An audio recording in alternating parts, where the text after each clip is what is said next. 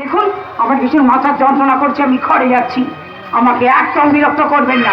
আমি জানি বৌমা তুমি আমাকে সহ্য করতে পারো না, কিন্তু কি করব বলো, এতদিন তো সংসারের সব কাজই আমি করেছি, কিন্তু মুখে বড় ব্যথা, আস্তে আস্তে যন্ত্রণাটাও বাড়ছে। তবে কি আমার সময় শেষ হয়ে এলো?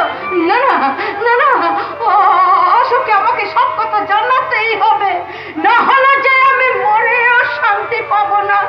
ভেবেছিলাম কোনোদিন আমি ওকে কোনো কথা জানাবো না, কিন্তু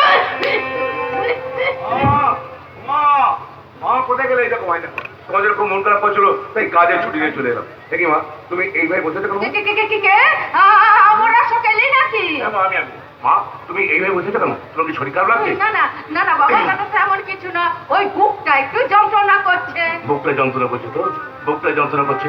আমি তোমাকে কতদিন বললাম রোগ পুষে রেখো না। না মা, না আমি তো কোনো কথা শোনো না, তাহলে আমি তোকে ভালো ডাক্তার দেখাতে নিয়ে যাবো। আচ্ছা মা, তোমার যদি কিছু হয়ে যায় আমার কত কষ্ট হয়ে হতো। রিতা কোথায়?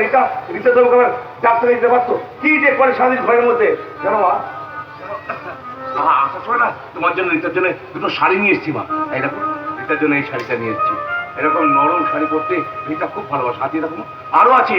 ও আমাকে একটা পাউডারের কথা বলছে, জানো মা? পাউডারটার সঙ্গে করে এই দেখো।